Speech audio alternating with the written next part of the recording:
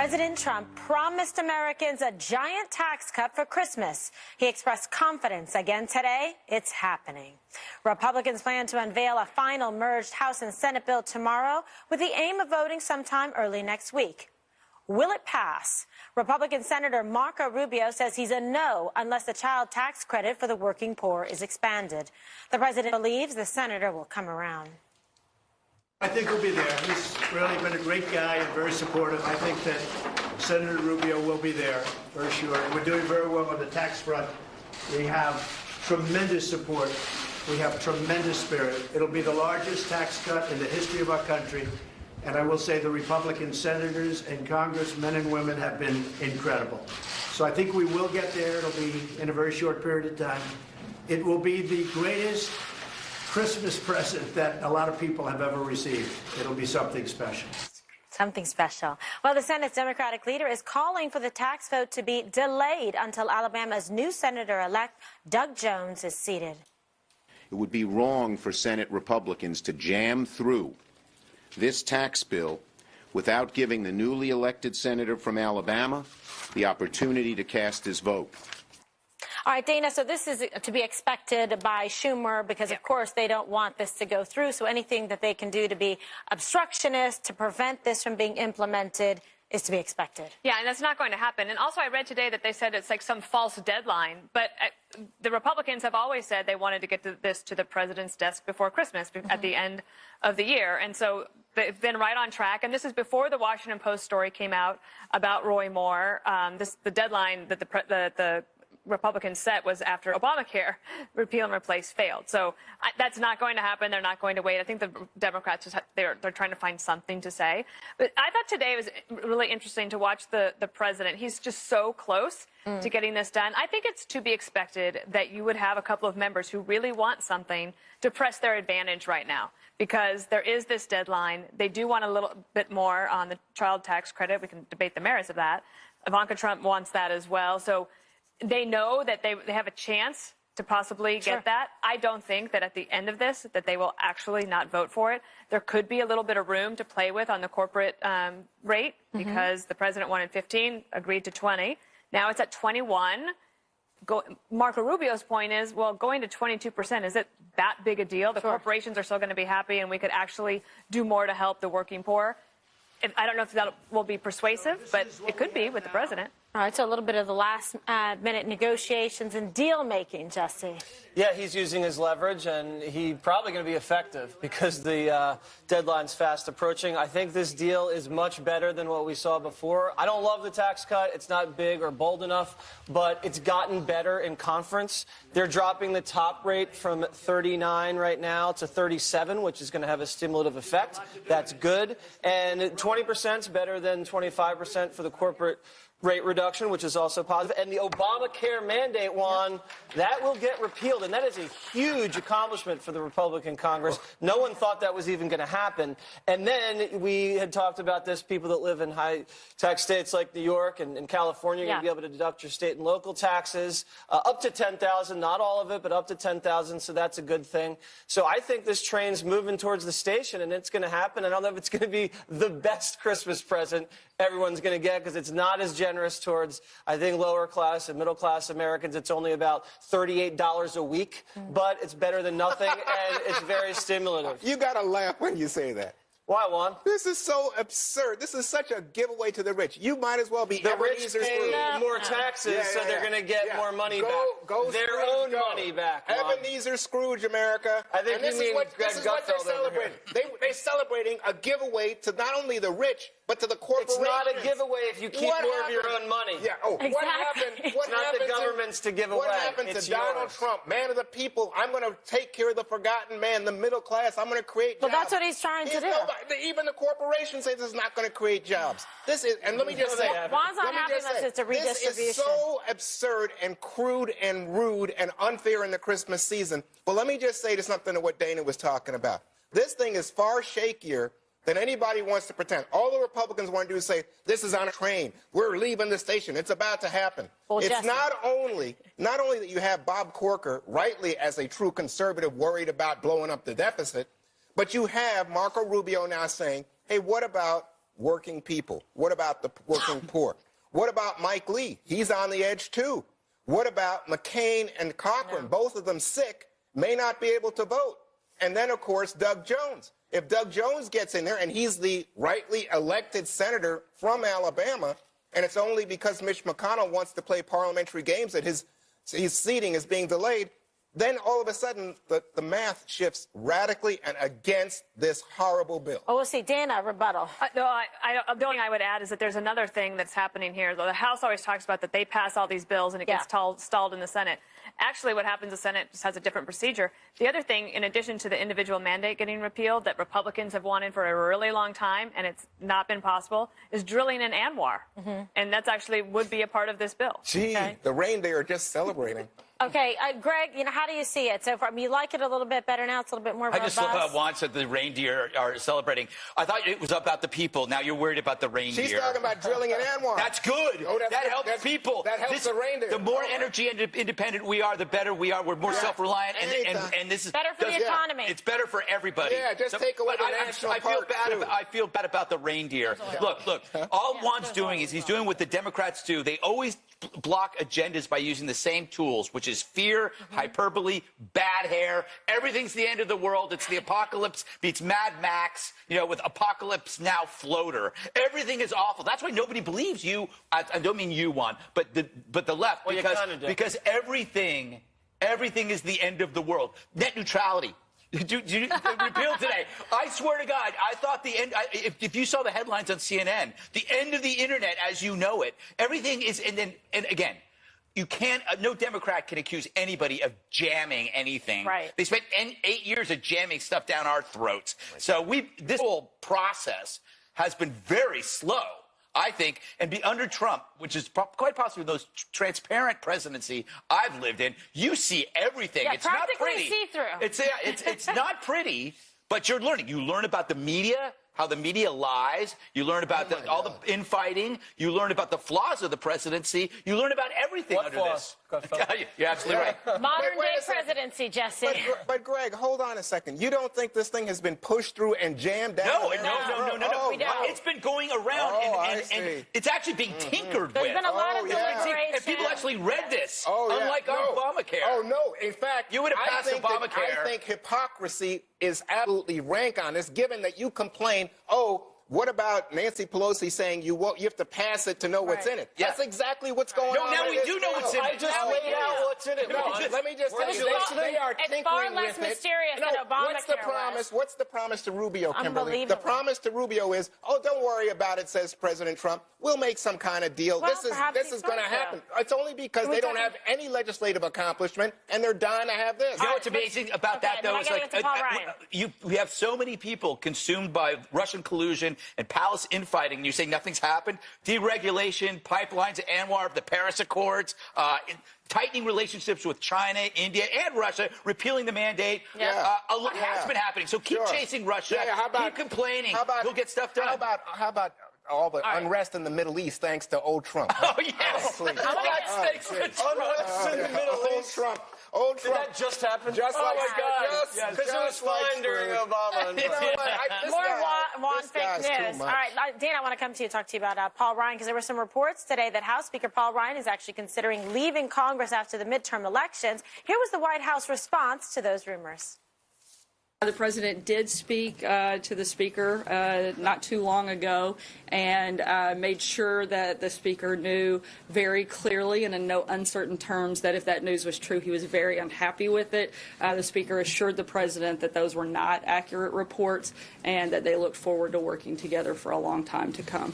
Okay, Dana, so White House Communications coming out with a swift response to in support of Ryan and saying the president would be unhappy. I mean, this is different, because if this news had come out maybe 4 months ago, the president might have said, good. Yes. Okay, but I think that we've seen a couple of things happen that are different. There's been personnel changes in the White House.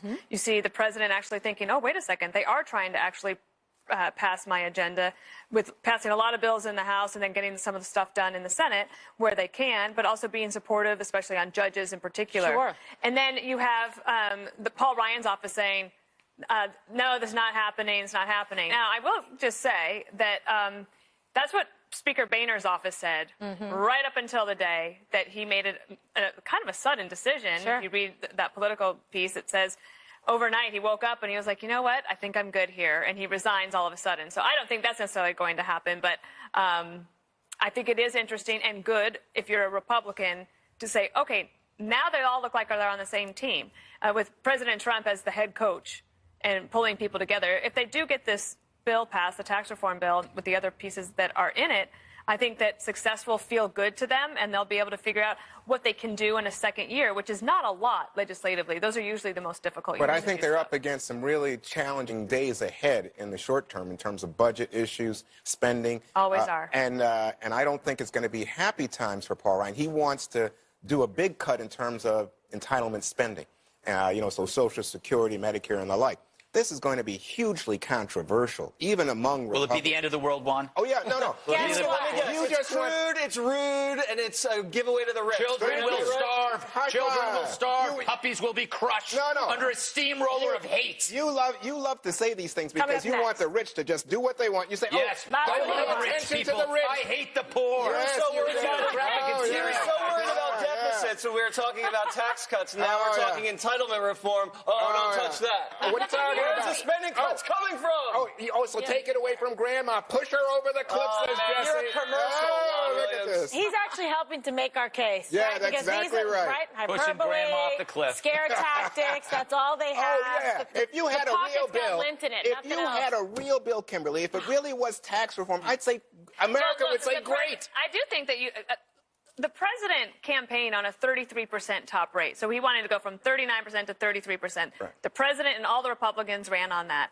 That's not what this bill is Right. ending up at. It was at 39%. He was okay with Yeah, that. you should It's be getting down to thrilled. 37. I mean, actually, Juan, I think you guys can Compromise. No, You don't want anything to go down. No, well, first of all, if it was the case that our economy was struggling with the current tax reform... I know this argument. Oh, but the economy is doing well. You don't want it to be great. You don't want to make America great again. America is great, in my opinion. Apparently not yours. But I'm going to tell you economy something. for a lot of people. No, he wants no. Noah. The Make economy's America not great. weak What's the again. unemployment That's rate? Juan's How's the stock market, Jesse? Is that Obama's fault? You're going to take credit for that, too?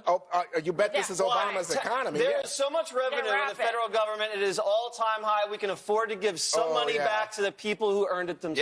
Yeah. Ebenezer Scrooge speaks to America. You're greedy if you want to keep part of your paycheck. Oh, get out of Or town. your payday. You check the box, pay more taxes voluntarily, Juan. There's a little box there. It says Have you ever Jesse's checked it? taxes. Have you ever checked Oh, it? I get doubt out it. of town. Uh-oh, you just saw Juan got crushed. Oh, Okay, yeah. ahead. Was she fired? Was she dragged out of the White House after storming into President Trump's residence? You can't make it up.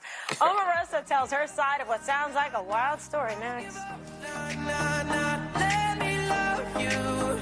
Let me love you. Don't you give up.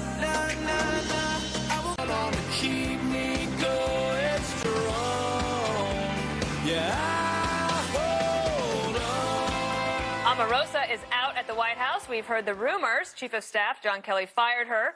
Then the former Apprentice star allegedly stormed the president's residence, fined him, and she got dragged out. She says none of that is true in her first interview since the announcement.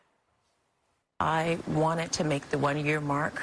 That was one of the goals that I set out to, and then get back to my life. I like to hear all of these interesting tales, but I have to tell you that they're 100% false. Did you try to enter the residence and did that happen? It is ridiculous to assert that anyone would be able to violate the security parameters that is outlined in the most secure building in the world. Were you escorted off? No, I was not. I think you should take the word of the U.S. Secret Service over someone who has a personal vendetta to bring me down, and they personally gain by continuing to advance these false narratives. As for reports, Omarosa wanted out because she wasn't happy with the president's handling of Charlottesville and Roy Moore. Listen. There were a lot of things that I observed during the last year that I was very unhappy with, that I was very uncomfortable with, things that I observed, that I heard, that I listened to. I can expand upon it because I have to still go back and work with these individuals. But when I have a chance to tell my story, Michael, quite a story to tell. As the only African-American woman in this White House, as a senior staff and assistant to the president, I have seen things that have made me uncomfortable, that have upset me, that have affected me deeply and emotionally, that has affected my community and my people. And when I can tell my story, it is a profound story that I know the world will want to hear. President Trump had these brief words about her earlier. I like Omarosa. Omarosa is a good person. Thank you all very much. That's it. Okay, Jesse, you have any inside scoop on this? You got lots of sources down there. No, I do not have the inside scoop on Omarosa, but she does rub people the wrong way. I've met her a few times. She's been nice to me a few times. Other times she corrected the way I pronounced Omarosa or Amarosa. I still don't know if I have it correctly. I don't like how the media has treated her. The whole thing. So Trump hires a very intelligent, successful black woman, and what they do is they say, oh, she's a joke. And then when he fires an intelligent and successful black woman, they say, oh, you can't do that. Where's the diversity? So it's like no matter what Trump does, he'll be criticized. I think she stuck around so long because she's so loyal, and we know the president values loyalty. I don't really know what she did in the White House. I still think that's a question a lot of people are asking. It was the office of, it's a public liaison, so you build support with outside groups for the president's agenda. Sounds like you know what she did. I believe, well, but I don't know if I've seen a lot of results in that department because I think there's a lot of opportunity there when you think of all the things he's put forward to generate a lot more support when it comes to people in Congress, outside groups, you know, associations or corporations. I thought one of the toughest questions that Sarah Sanders got today, Kimberly, was this question of, so she got fired yesterday, or like resigned, whatever. She's escorted out. She's not there any longer, but she gets to be paid by the taxpayers until January 20th because she says she wanted to last a year. So like maybe her book title would be My Year at the White House. Is that your inside scoop? I'm just assuming. Yeah, I mean, that is true. She's going to be paid for the remainder of the year. So maybe that's sort of the deal that she brokered, you know, on her way out. And then therefore it's a full year. But also, you know, other people that were there had stayed on the books for a period of time as well, like Reince Priebus and things like that. So, you know, we'll see what happens. I think it's very clear from the tease there and what she was talking about that she's trying to, you know, push a book. She's going to tell her story, and we'll see who she, you know, identifies and lays out in terms of the people that she was unhappy with about their policies or viewpoints. I mean, one thing is she is a savvy businesswoman, and, you know, she's got a story to tell, so you've got to be aware of that when you hire somebody in that capacity. I guess rumors that might not be true, but it is kind of fun to imagine her storming the East Wing, demanding to see the president. It's an American tragedy. You know, Trump lost a stalker. She was the official stalker. She trafficked on the idea that she had a special relationship with your boss. And I never try. If you've ever worked in a place where somebody claims that they have a special relationship, it's a fabrication. It's a way to like kind of remember that, rub your face in it. But you know what? I see a huge potential here for a reality show. Who's out this week? You got Omarosa. You got Roy Morosa.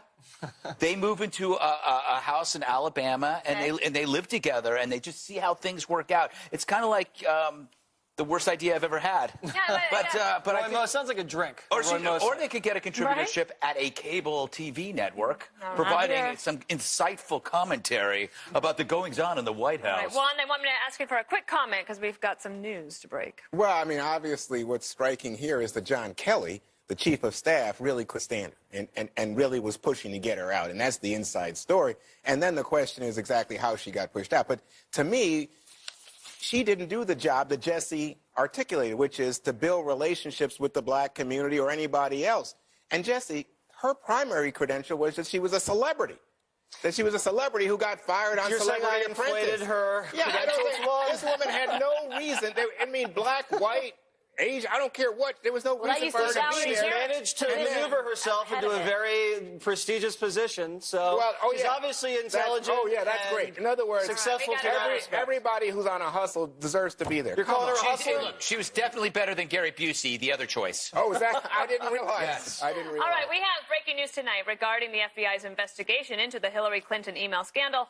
The brand new developments right after this. There's a boy who's trying to take a chance and dance and find a way to run away with her heart in the back of an old Ford truck. Breaking news on the Clinton email investigation. Chief Intelligence Correspondent Catherine Herridge is live in D.C. with details. Catherine? Well, thanks, Juan. Within the last few minutes, Fox News has obtained a letter that was sent this afternoon to FBI Director Christopher Wray from the Senate Homeland Security Committee.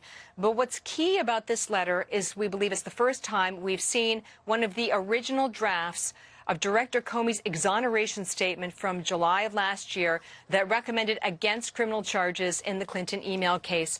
I have the 5 pages of that exoneration statement here, and we've been combing through it here at Fox News. And there are really 2 big takeaways. Number one, this term grossly negligent was removed from the draft at least twice, and it was downgraded to extremely careless, and that was the language that Director Comey used in his public statement. And we know based on our reporting that the removal of the term grossly negligent was made by this FBI agent, Peter Strzok, who sent these anti-Trump texts. The reason that term matters is because gross negligence is the legal standard under the federal statute for prosecution for the mishandling of classified information. The other key thing, and we haven't seen this in any media reports until now, is that they made a change about the likelihood that a hostile actor was able to penetrate Hillary Clinton's email server. And the original draft said, given the combination of factors, so it's talking about the lack of security with the server and the fact that it was a target, we assess it is reasonably likely that hostile actors gained access to Secretary Clinton's private email account. And in the public statement by Director Comey, that was downgraded to the term possible that they accessed the Clinton email server and the hundreds of classified messages that it contained. So bottom line, we've got one of the original drafts of the exoneration statement. It shows a key term, grossly negligent, was dropped, softened at least twice, and that the original statement said that it was likely that the server had been accessed, had been hacked by foreign actors or hostile actors, and that was not included in that final public statement, Juan. Catherine, thank you so much. That's so You're interesting. welcome. Dana, what do you make of this? Well, a couple of things. First of all, James Comey has resurfaced on Twitter, and he sends a few cryptic tweets now and then. They're usually in response to something that's happening in the news or to the president. TikTok? And I sort of, no, not quite those. But I do think that, I know that the investigations are ongoing, but at some point you have to wonder if, to the benefit of the FBI and to the American people, if there doesn't need to be some sort of public accounting by him sooner than later. I think that I felt like I kind of knew the part about the removal of the standard, the grossly negligent. Grossly negligent versus I thought we sort of extremely knew that. careless, yes. This question about that it was reasonably likely, that still is not proof that it happened. So I don't know what Strzok was doing. Maybe he was pulling one over on James Comey, or perhaps he was just persuasive, either on the merits or for some other nefarious reason. But James Comey owns those words. Right. I mean, he's the one that when you sign off on it as the principal, Absolutely. when you speak them, they are yours. So Peter Strzok might have been a bad actor, possibly. I don't know. But I do think that James Comey has to own it, and he probably should talk about it sooner than later. So, Kimberly, Yeah. you're in the prosecution business, at least you used to be. So grossly I negligent. still prosecute you every day, Juan. Thank you. Grossly negligent versus extremely careless. Some people say it's the same thing. What do you say? Well, no, it isn't. I mean, one is a higher standard and more egregious example of a violation here, and that's why one would be prosecutable and one wouldn't. So in terms of the intention and what occurred, that would be persuasive. And then you would take something like this where you have that evidence and that information, then it should be the purview of the AG to be able to decide, in fact, whether you should proceed forward on a charge. So that's another example of, James Comey overstepping his bounds by, in fact, trying to make the decision as to whether or not it would be sufficient evidence and rising to that level. So what it looks like is they actually tried to tip the scale.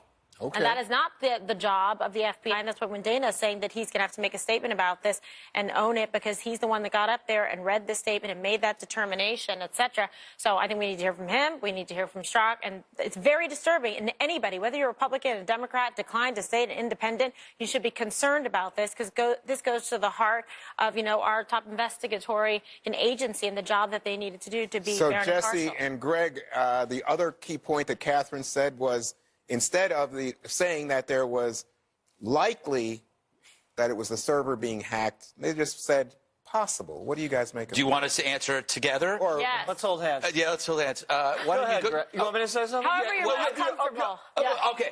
Go ahead. Well, that's the last edits. time I'd say I throw a jump ball. The edits show that they were going out of their way to help Hillary Clinton, which ironically preserved her candidacy, which then elected Donald Trump.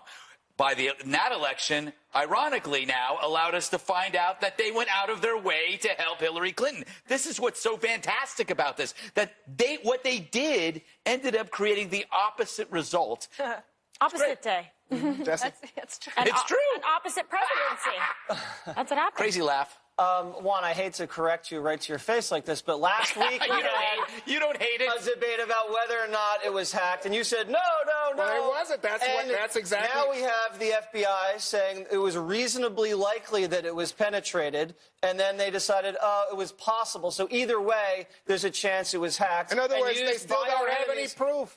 They No, don't because have the any hackers proof. don't leave footprints, Juan. That's why they're so Get out of town. sophisticated. It's more Let me proof get out of than town. What do you know Russian about collusion hacking? story. The In other other thing is, words- the other thing is, President Obama said on camera when he was asked about this, there was no national security at risk. This was just a small thing. So that goes against that. And this isn't the first time he's been pressured to change language. I know it was his underling here, but Loretta Lynch, the DOJ head, when she said, I want you to call the investigation a matter. Don't call it an investigation. Remember that? Just call it a matter. And he caved. So Comey has a record he has of being answered that. persuaded Come on. by a bunch of people. He answered that, though. What did he say? He said that FBI investigations are matters, so he thought that it was like But equal. it's another example of him doing something to benefit the Hillary Clinton campaign. Oh, please. This is so But which ridiculous. elected Talk Trump? about- this That's is- the beauty of this. Let me just say, you should not go into a case with some kind of prejudice against the person being investigated, and yet you guys now say, oh, yeah, this is evidence. But that's what Wait. the president's supporters are saying now about Strzok regarding the Mueller investigation. But there was no prejudice against Hillary or against Trump, but that doesn't serve the conspiracy yes, theories. there was. Let me we just talked about it all this week. you Juan, get out of with town. the texts. Mr. Conspiracy over here. Ahead on the 5, Mr. Gregory on campus coddling patrol. Why some colleges have now turned into petting zoos. Yes. Next. Yep.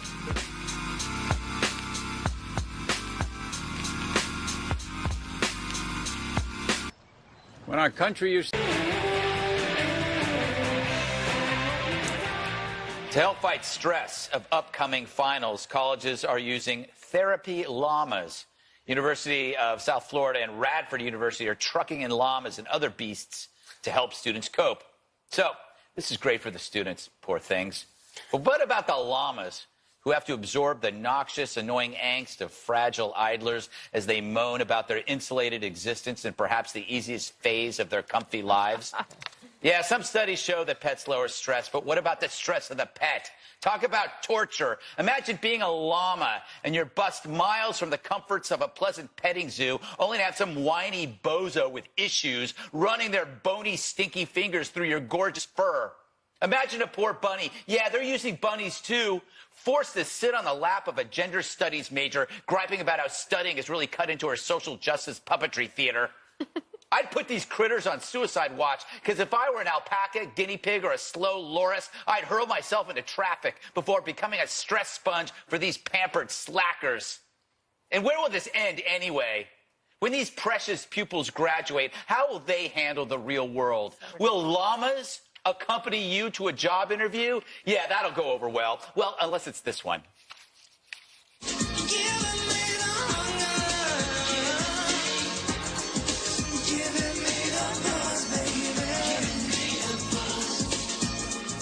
See, my stress levels have already plummeted. Thanks, Lorenzo. Wow. Is that a real block? It is a real block, Kimberly, and I'm going to you first. Isn't this animal abuse? The poor llamas are having a good time, and they got to sit there and be petted by, like, neurotic kids? Yes, but don't they, like, spit viciously yes, at they you? can. No, really. If you get too close and try to mess with it, so this might be the llama's revenge. This Yes. is all And it's like like a gross decoy. spit, too. Yeah, it's really. I think it's not good. It might be like No, but you know what you do? You go there, if they spit, you have them spit on your driver's license, and it's laminating. Oh boy, wasn't producers, very good. you let him do this. I don't know. Animal abuse? I don't know. I had a very different college experience. Yes. I had no-dos. In finals, I just Yeah. popped no-dos. Do you remember those pills? Yeah, you had speed. That's Yeah. what it I never was. tried one of those. And if anybody has any, you know my address. I never tried one of those. I was too afraid. Yeah, I'm surprised the fraternity brothers haven't stolen the llamas and gone and like drank with it. Yeah. Can I ask a question? That would be or something. Why do you? That's what they do. Why do you Something regularly to it. beat up on college students? I do not regularly beat them up. I'm not even allowed on the campuses, Juan. Either is Jesse. By a court order. Yeah, exactly. Jesse, you're never allowed. No, They allow me I to love go college. on. By the way, Yeah. colleges are most college students are now becoming more conservative, more libertarian because they're rebelling against the social justice. It's the antithesis of it, yes, They're the new absolutely. rebels. Excuse me, where did you go to college? I went to Berkeley, but that Oh, was a long Mr. time Left ago. Wing. Oh, Berkeley. I think the llamas are at Berkeley. Isn't Yeah, that was it? You. No, they came over to UC Davis now. We used to be normal. I don't know what happened. I just think college is pretty competitive, and even to get into Berkeley, you got to be really good. And then to succeed, Top I think 3% of the country. So why are you picking? UC Why are you system. making them into snowflakes? Here's an you know what it is? I see what you're saying, Juan. You know that the Democratic Party needs llamas. because Trump is breaking the brains. Yes. And so you need to to get through next send week, you got those to pet a llamas llama. to Alabama. my. A llama in Bama. Is that what they need? Actually, I think it's fine. Let them have the pets. I think it's so ridiculous. I'm Can you having a llama imagine? on my show next weekend. Really? Yeah, an exclusive, llama exclusive, and I'm going to talk to one of these llama professors. Okay, but by the way, if they do social media with the llamas, like, how are you going to get a job in the future if they're like hanging out with llamas and needing comfort and stress reduction? You have spit all over your face. No one wants you. Yeah, if you went to conservative U, they'd cut that llama up into steaks. That's what they do. You know what? Or boots. I hope so. All right, an update on Piegate next. Sacrifice is pleasure when life makes it pain. I like him. Why are you? Not a Lenny Kravitz fan, I guess, Gutfeld. No, I'm not. All right. Remember Piegate? It's back. Press Secretary Sarah Sanders tweeting out some new pictures to prove she can bake perfect pecan pies. Trolling reporter April Ryan, who accused her last time of posting fakes. Today at a press potluck, Sanders presented them to Ryan, and here's what happened.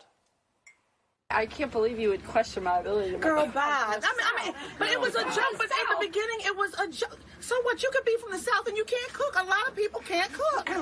Oh God, look, see, she doesn't like that. It was a joke at the beginning. It went awry, but I look at this as a reset. I think this is an earnest attempt for you to reach out to all of us, not just to me. It's true. I try to reach out to you guys every day, but this is I think a great time. It's Christmas, and it's a time to be generous and hospitable, which I try to do every day, but particularly for you today. Want it to reset. Yeah. What do you think? Is that going to work? I don't know. Putin. Maybe Putin's next. The pie for Putin. Like the reset button. Yeah, that's right. Kimberly, was this, did they bury the hatchet, or are they still going to hate each other the next day? Pie in your face. Pie in your face on April's Little bit. face. She's like, you know what? Here you go. No Eat fake this. news. I know how to bake, and here's what's happening, and she doubled it up. Yeah, So I like April that. looked a little apologetic. it But seemed April like. confirmed what I said the first day was that she was joking. That it was a joke, yes. Why is everybody taking it so seriously? I I took don't it think I ever seriously. made a single thing for the press corps No? or my husband. I don't cook very well at all. I did make these No, you no-bake made cookies them- one time. No bake? Yeah, they're called no-bake cookies, and this is when we lived in England, and I was very proud of them, and they're supposed to be like very healthy, and they really did look like No bake cookie. no bake. But wait a second. You But they made that tasted good. queso that time that was good. I could make queso. That's true. Yeah. That's like cheese for people that don't speak Spanish. Greg Gutfeld. Oh, my God. is nothing- Thanks, Rosetta Stone. Jeez. This is nothing but fake news. This is I love not it. a real Yeah, you have show to, for sure the anymore. media immediately took half the pie and want to give it to the Department of Pie Consumption. That's all I got. I got nothing on this. I wanted to talk about something else. Move to the next fast. You know that I got a payday. Speaking of You food, keep I got a holding payday. that Check up. this out. I got this. They still sell these. It's peanuts and caramel. It's delicious. Was this your prop for the A No, block? I that hadn't you're eaten all trying day. to, like, But I hadn't eaten, so it's been sitting Did here. you bake it? How can you resist opening it? I'm going to wait till after the show, and then I'm going to shove it down my throat. Do you have I'll any do more it of for those, ya. by the way? No, I don't. But I'll give you half of it, and we'll just be like the government. Yeah. why don't And you redistribute it'll it? be a Juan will giveaway. be happy. You give him Spread the payday around. 37%. Give away That's right. to the rich. Just give it to Jesse. Yeah, Juan gets nothing. Yeah. You know what? Yeah. And you know what? Greg has a peanut allergy, so give him a payday. I don't. Oh, my God. Glad you How said murderous of you. One more thing's up next.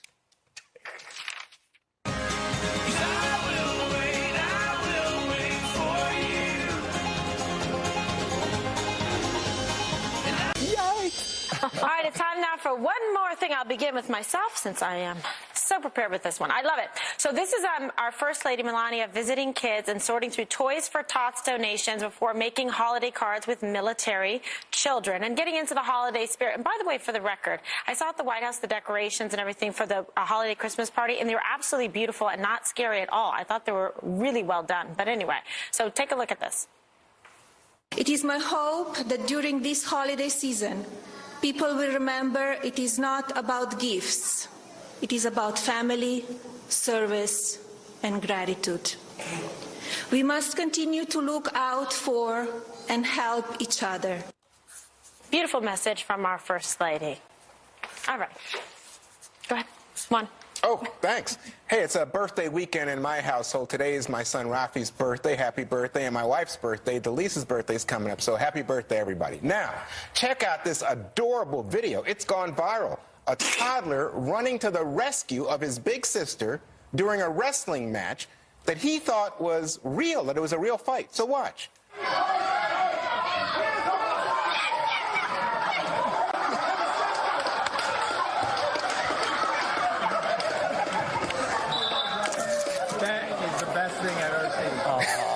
That is a good brother. He is a good brother. He's out to protect his sister. It's nice? adorable. Do you think you would have done that, Jesse, for Eliza? Maybe when she was older in her teen years, when the boys came knocking. How can you condone this? This is, no, this is blatant sexism. The thinking that, the little boy has to go out and help the girl because the girl's in trouble. This is pure patriarchal male privilege to allow that. I think they have to arrest the entire family. Why don't you go to arrest the pet family? a llama in the corner, Gutfeld? They should arrest the family. Right? He's just so offended. I didn't know little kids wrestle. Little girls wrestle. Anyway. Oh, my, how sexist is that? Why can't girls wrestle? There we You go. think just boys can wrestle? I've seen little girls crush little boys at wrestling. And in fact, I used to back in You the know that I don't see gender, Kimberly. Right. So just stop it. If you saw big girls wrestle, you'd notice gender. Oh, please. Oh, my God. Time for Juan from the top rope. I hate these people. You know, I love Airbnb. I think it's an amazing thing. People can go and find places to live. But I hate the people who use it. If you're going to rent somebody's apartment, you better realize that they have neighbors. So you don't treat the neighbors like they're somehow some kind of like hotel guest. No, that's where we live. So don't be leaving your trash out in front of my door because I will hunt you down and I will kill you. Oh, my God. I will kill you. Wow, what a total psycho. Okay, I can't. I don't know what to do with that. I hate people who leave their trash. All right, they have no respect. No respect. No respect. And by the people that rent their places out, I'm coming for you too. Oh, my. Well, why don't you talk to your neighbor Big about problem. it then? And I love Airbnb. I think Airbnb is great. But the people that do it, they got to have more respect. How does Airbnb exist without the people that rent The it? people need to treat these places treat the neighbors with more respect. They come in and they party very hard, and they don't care about the neighbors. You need to have with your homeowners association or condo board a meeting that would preclude this I'm on kind the board, of activity. Kimberly, and we've been talking about you. This explains specifically. everything. Not enough I think it's you. at all. Oh, my God. I'm far from We need a homeless. break. Let's be honest. We need a break. Llama boy. Jesse. It's hard to follow Rodney Dangerfield over here, but I'm going to try. All right, it's so hard to get into Harvard, one of the best schools in the country. It's even harder when you're 16. But this kid got into Harvard, Art and Little, and watch his reaction. Go.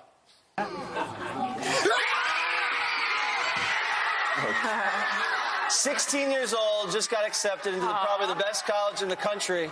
And, wow. When I was 16, didn't have a shot. Not even close. That's so great. Never even applied. Harvard is so overrated. Here comes Berkeley. The Berkeley boy. It's a poor man's Berkeley. This is really just another opportunity for him to have Berkeley arrogance. You know that, right? Yes, it's like, hello, like I went to UC System too. You're going to want my gift. Dana. This is my one more thing. Can I eat it? This is a little Christmas cheer. Yes. I think Greg is going to be very happy. Yeah. There's one for KG. Best part about Christmas. Juan. Good one. Yours is not wrapped, but it's still Christmas. good. Ooh, look at that. The annual. Full-body tab, baby. Hey, all right, You have your face on the bottle of the wine? This is personalized wine. wine. Did you bring a nipple for, Gutfeld, the big crybaby over there? At least you're not full of yourself, Dana. Gutfeld a nipple. Yeah, I'm just giving Jesse ideas for his future Christmas Oh, gift. this looks very presidential. What kind of it's a wine every year. It's a cab. This It's is my great. secret It's Santa. a great wine. This is a good wine, It's actually. Napa, California. Personalwine.com. Yeah. Oh, very good, very good. I'll drink this before I do Tucker tonight. I'm on Tucker tonight. I'll be smashed. You won't be able to tell the difference. You won't tell the difference. You mean you're on Tucker's show And then I'll be tonight. away. Yeah, let's then I'll be clarify. away for a week. On a vacation. In a bathtub That was smart of to cat. say. That was smart. All right. It'll be Christmas, but Have we ruined special report yet? No, we're getting I there, though. don't think so. Nobody could save it but Brett Baer can. Can we go to him? Is he ready for us? I think I Put am. the alcohol down. Yes, I You don't am. ever want to miss an episode of the Cuckoo-Cachoo over here. Special report up next. Brett, over to you. Thanks, Kimberly. Tune in to Greg on Tucker tonight.